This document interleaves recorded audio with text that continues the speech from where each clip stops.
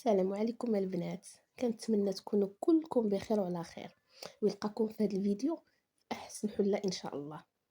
انا عارفه راسي ما عطياش لهاد القناه حقها، ولكن كنوعدكم ابتداء من هذا النهار كل نهار غادي نحط لكم قصه. وحتى نتوما تابوناو عندي في لاشين وفعلوا الجرس، وها انا معاكم ما حد لي زابوني كيتزادوا وما حد القناه كتكبر. غنبقى نحط لكم من قصه حتى 3 القصص في النهار، وحده في الصباح وحده في العشيه وحده في الليل. هادشي ما كتسالوني. يلا، ها انا معكم حتى وكان ان شاء الله تقولوا لي بركه. اليوم جيت نعاود لكم واحد القصه ديال غدر الصحابات. بحال هاد القصص فاش كيسمعهم الانسان كيقول اللهم يبقى بوحده، وفي نفس الوقت عاوتاني كيبقى يقول ما نعممش. راه كاينين شي صحابات كتشوفهم شفناهم بعين الرحمه، كتقول والله العظيم الا اكثر من الخواتات. وكاين شي صحابات عاوتاني الله ينجينا وينجيكم كيخليوك دير بالناقص، كتقول بناقص كاع بنادم يبقى بوحدو يمشي بوحدو ويجي بوحدو حسن ليه كاع. ومنهم هاد الصديقه هذه دابا اللي غنعاود لكم عليها. يلا على بركه الله. سميتي سلمى، انا بنت عاديه من مدينه مراكش، خدامه في واحد المحل ديال الملابس النسائيه. ما كانوش عندي صحابات بزاف، غير واحد الصاحبه سميتها ايمان. تعرفت عليها في المعهد ديال التكوين المهني وبقينا بحال الخواتات. كانت كتجي عندي لدارنا وتعرفت على الوالدين ديالي، وكانوا ديما كيقولوا لي ايمان بنت مزيانه، الله يخليكم لبعضياتكم بنتي.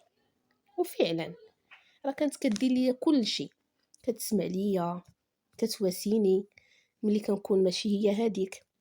وانا عاوتاني كذلك كنت كنعطيها من قلبي، كنشاركها اسراري همومي، وحتى الفلوس الا احتاجتها ما كنقدش نقلعها ليها، اللي احتاجتها كنعطيها ليها.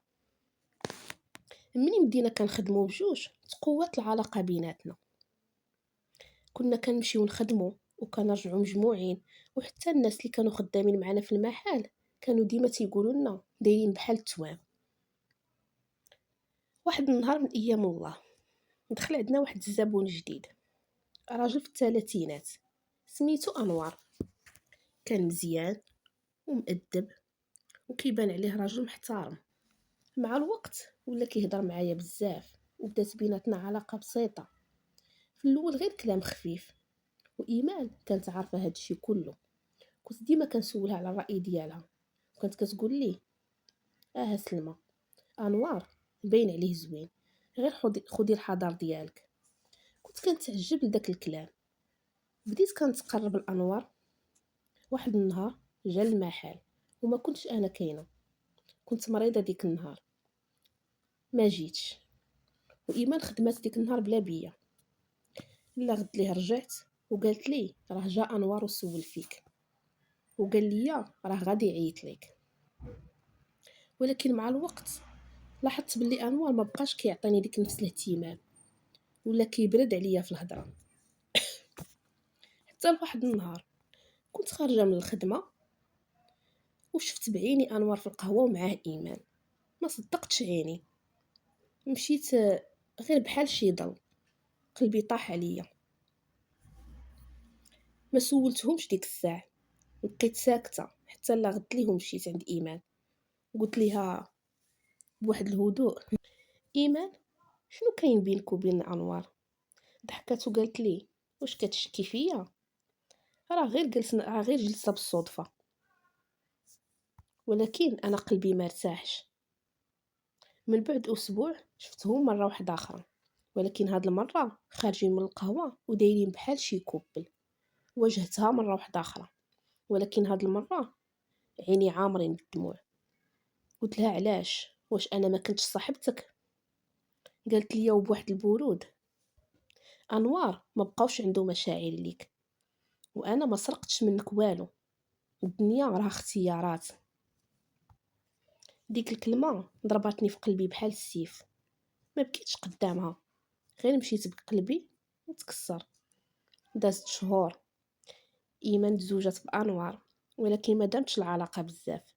بعد عام بالضبط تفارقوا، والناس قالوا انه ما كانتش بيناتهم الثقه، والانوار رجع لطبيعته القديمه. اما انا تعلمت بزاف. تعلمت ان الثقه كنز وما خاصهاش تعطى لاي واحد، حتى لو كان صاحبتك المقربه ما تعطاش ليها. ومن هذاك النهار وليت كنقول باللي الصحبه الحقيقيه ما كتكونش بالكلام ولا في الضحك، كتبان في المواقف. وفين ما كيبان الغدر كيبان الاصل. والغدر كيجينا غير من الناس اللي ما عمرنا شكينا فيهم. ولكن هذه هي الحياة، ماشي كل من ضحك ليك راه صادق، وماشي كل من قال انا معاك غادي يبقى معاك. بعض العلاقات خاصها تسالي باش تعرفوا قيمتنا، ونوضوا نكملوا بلا ما نطيحوا في الحقد غير بالتجربه. هذه كانت قصه خفيفه ظريفه اللي كتبين بلي راه ما بقاتش الصحبه وما كايناش الصداقه. نتلاقاو غدا ان شاء الله في قصه جديده وفي موضوع جديد اللي غادي يكون طويل وشيق ان شاء الله. كانت معكم سكينه اللي كتموت عليكم.